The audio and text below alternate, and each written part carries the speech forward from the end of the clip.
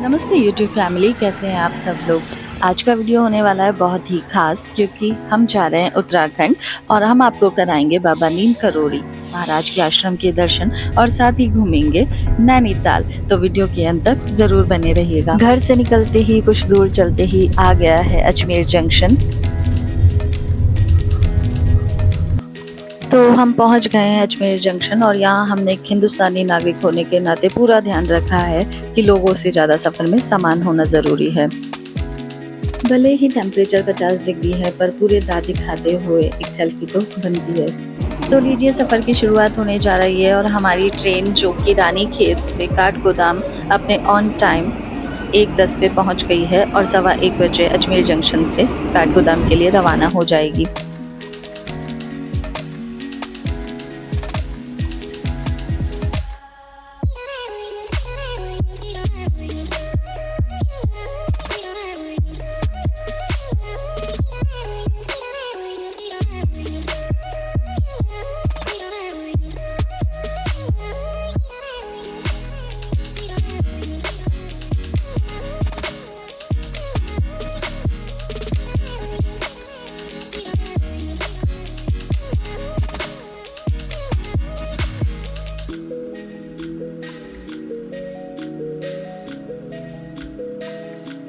भले ही हमारी seat first AC में है, पर भारतीय होने के नाते हम सबको एक जगह बैठना था। हम पहुंच गए पास वाले सेकंड एसी के डब्बे में और वहां जाते ही हमने भारतीय होने का फ़र्ज़ निभाया और सिर्फ 10 मिनट बाद ही हमने अपने टिफ़िन खोल लिए। टिफ़िन खोलने के और नाश्ता करने के बाद हमें मिली एक प्यारी सी बच्ची, जिसके साथ हमने की खूब मस्ती। तो सुबह 4:45 बजे करीब हम लोग पहुंच गए हल्द्वानी, क्योंकि हमारी टिकट रानीखेत से हल्द्वानी तक के लिए थी।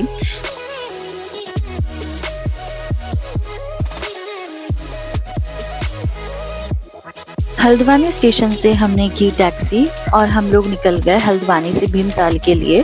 भीमताल हल्द्वानी से बाय रोड 29 किलोमीटर की दूरी पे है। हल्द्वानी से भीमताल जाने वाली घाटियों में हमें दिखे बहुत ही सुंदर दृश्य। सूर्य उदय के साथ ही में ये दृश्य बहुत मनमोहक थे।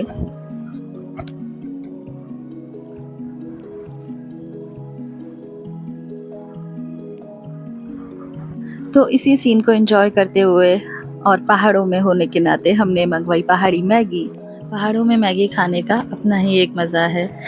फिर हुआ हमारा फोटो सेशन।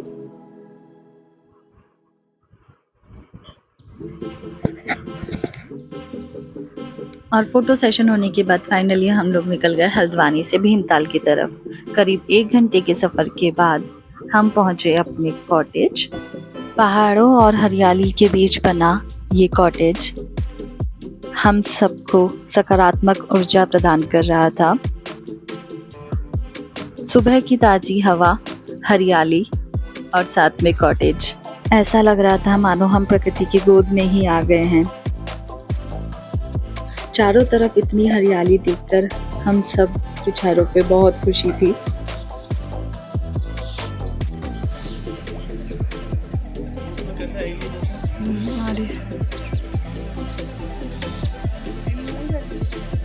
चारों तरफ से पहाड़ से घिरा और हरियाली से घिरा ये कॉटेज हमें मिला भीमताल में।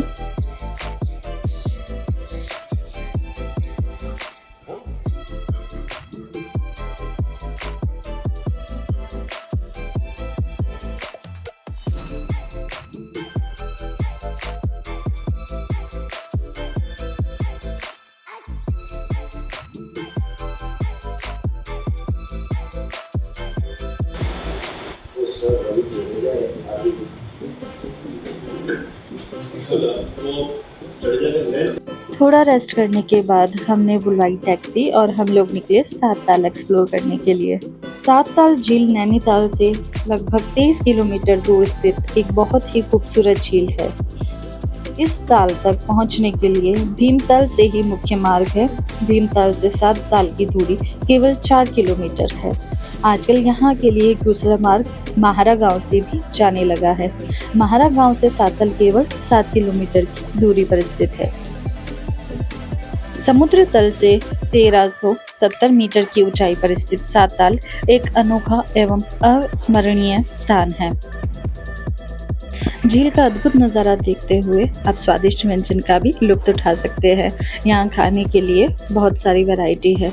अगर आप शॉपिंग के शौकीन हैं तो यहाँ पे आपको कई प्रकार की शॉप्स भी अवेलेबल है, जिसमें आपको हैंडीक्राफ्ट, पर्स या कई सारे गिफ्ट आइटम भी मिल सकते हैं। साताल से निकलकर हम लोग चले कैची धाम की ओर। भीमताल से कैची धाम की दूरी लगभग 19.3 किलोमीटर है, जो 45 मिनट में पूरी की जा सकती है। कैची धाम उत्तराखंड के नैनीताल जिले में भवाली अल्मोड़ा रानीखेत राष्ट्रीय राजमार्ग के किनारे पर स्थित है। 24 मई 1962 को बाबा के पावन चरण उस भूमि पर रखे जहां वर्तमान में कैची मंदिर स्थित है। 15 जून 1964 को मंदिर में हनुमान जी की मूर्ति की प्रतिष्ठा की गई और तभी से 15 जून को प्रतिष्ठा दिवस के रूप में मनाया जाता है। कहा जाता है कि कैची धाम वही भक्त आते हैं जिन्हें बाबा स्वयं बुलाते हैं। महज 17 साल की उम्र में ही बाबा नीम करोली को ईश्वर के बारे में विशेष ज्ञान प्राप्त हो गया था।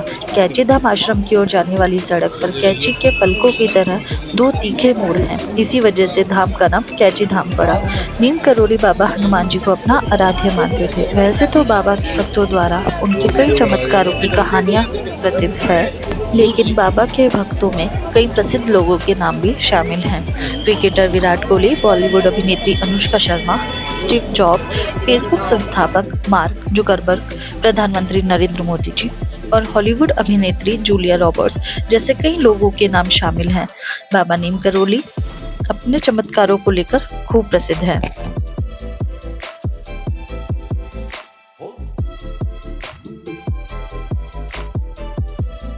कैची धाम से निकलकर हम फिर पहुंचे अपने कॉटेज, जहां हमने किया रेस्ट और हमारे पेरेंट्स से खेले रात को ताश।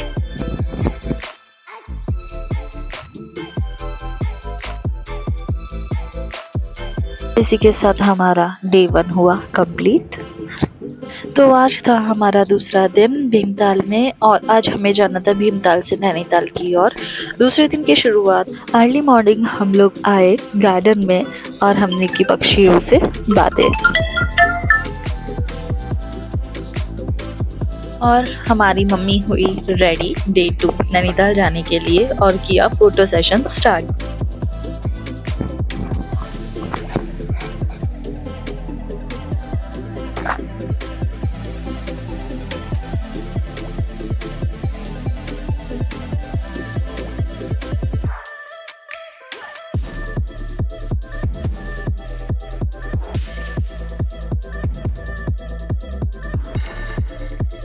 फिर हम बड़े भीमताल से नैनीताल की ओर, जो कि 24 किलोमीटर का रास्ता है। लगभग 1 घंटे का रास्ता तय करने के बाद हम लोग पहुंचे नैनीताल।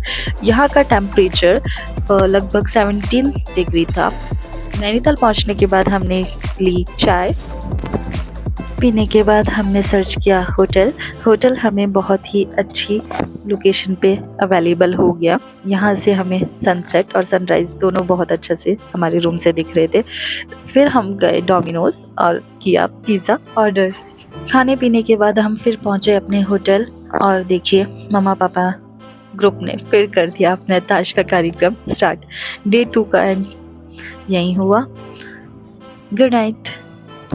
डे 3 की शुरुआत हमने की नैनीताल झील से। यह काफ़ी पॉपुलर झील है जो नैनीताल हिल स्टेशन के खूबसूरत स्थानों में से एक है।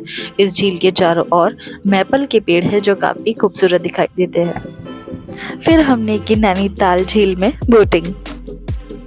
नैनीताल के सबसे प्रमुख और प्रसिद्ध आकर्षणों में से एक है नैनी झील। यह झील नैनीताल के मध्य में स्थित है और उत्तराखंड राज्य पर्वतीय पर्यटन के लिए एक मशहूर स्थान है।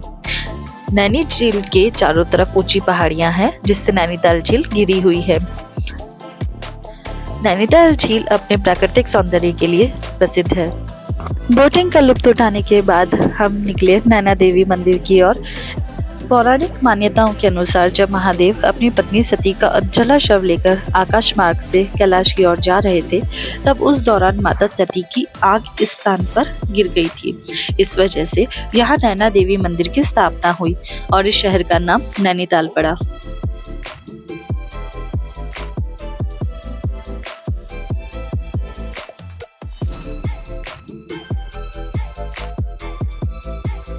मां नैना देवी का यह भव्य मंदिर नैनी झील पर ही स्थित है।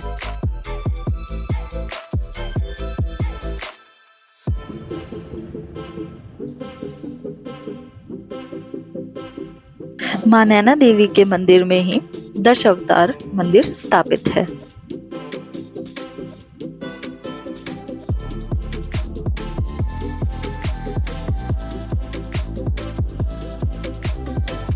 मां नैना देवी के दर्शन करने के बाद हम लोग पहुंचे गोलू देवता के स्थान पर। नैनीताल से लगभग 23 किलोमीटर दूर भवाली में यह मंदिर स्थित है। घोड़ाखाल मंदिर घंटियों वाले मंदिर के नाम से भी प्रसिद्ध है। गोलू देवता को गौर भैरव यानी शिव का अवतार भी माना जाता है और पूरे क्षेत्र में उनकी पूजा की जाती है। अत्यधिक आस्था वाले भक्त द्वारा उन्हें न्याय प्रदान करने वाला माना जाता है। ऐतिहासिक रूप से उन्हें राजा झाल राय और उनकी पत्नी कालिंका का बहादुर पुत्र और कत्यूरी राजा का सेनापति माना जाता था। यह प्राकृतिक शांति और शांति के साथ एक सुरम्य स्थल है। घोड़ाखाल के प्रसिद्ध आकर्षणों में से एक गोलू देवता का मंदिर यहाँ किए जाने वाले अनोखे अनुष्ठानों के लिए हमेशा खबरों में रहता है। ऐसा ही एक अनुष्ठान यह है कि मुकदमे में वांछित डिग्री प्राप्त करने के लिए भक्त स्टाम्प पेपर का उपयोग करके मंदिर में याचिका दायर करते हैं।